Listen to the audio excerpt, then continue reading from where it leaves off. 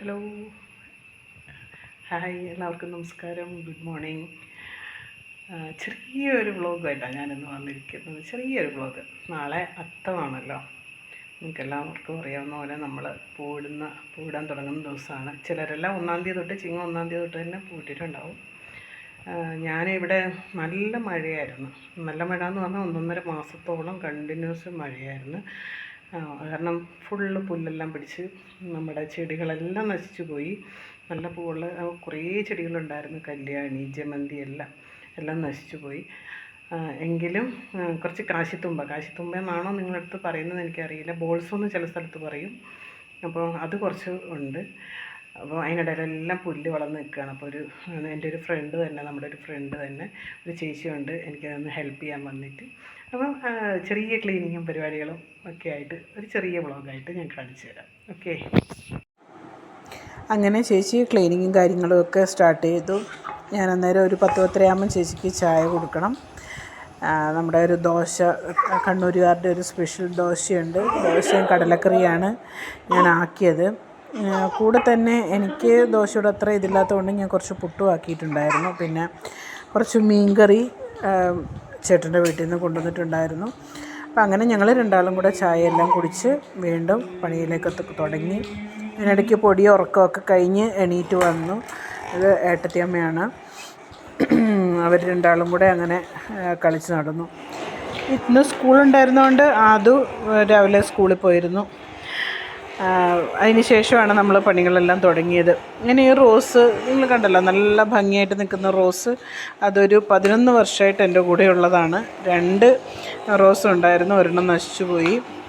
അങ്ങനെ ഏതാണ്ട് നമ്മുടെ വർക്കുകളെല്ലാം നല്ല നല്ല രീതിയിൽ ചേച്ചി ക്ലീൻ ആക്കിയിട്ടുണ്ട്.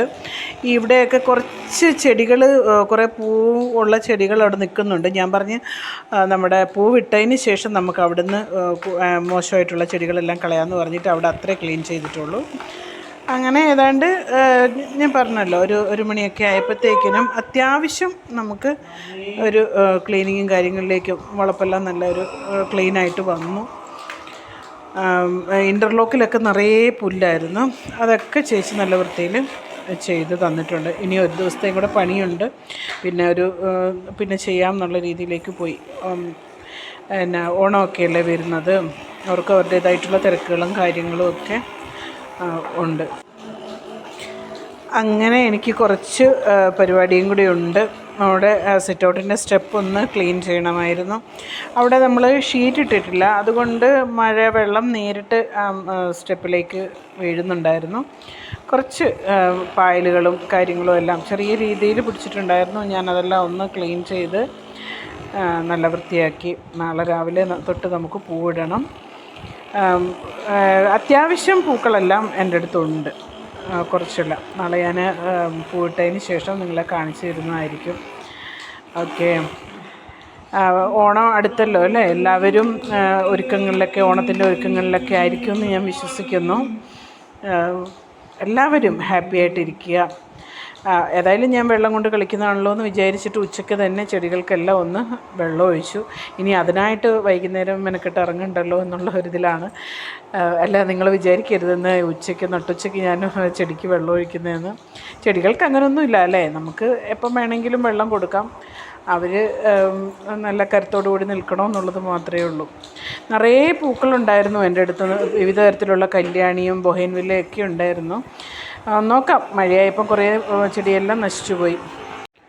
അങ്ങനെ പുറത്തെ പണിയെല്ലാം കഴിഞ്ഞ് ഞാൻ ഉള്ളിലേക്ക് കയറി. ഇന്ന് അധികം പണിയൊന്നും ഞാൻ എടുത്തിട്ടില്ല സത്യം പറഞ്ഞാൽ. ഇവിടെ എൻ്റെ കുറച്ച് ചെടികളുണ്ട്. അവർക്ക് വെള്ളം കൊടുത്തിട്ട് കുറച്ച് ദിവസങ്ങളായി. അങ്ങനെ അവർക്ക് വെള്ളം ആവശ്യമുള്ളൂ. കുറച്ച് മണി പ്ലാന്റും പിന്നെ സ്നേക്ക് പ്ലാന്റ് അങ്ങനെയൊക്കെയുള്ള ചെടികളാണ് ഉള്ളത്. ഒരു 3-4 ദിവസം കൂടുമ്പോഴൊക്കെയാണ് ഞാൻ അവർക്ക് വെള്ളം കൊടുക്കുന്നത്. അതിൻ്റെ ആവശ്യമേ ഉള്ളൂ അവർക്ക്.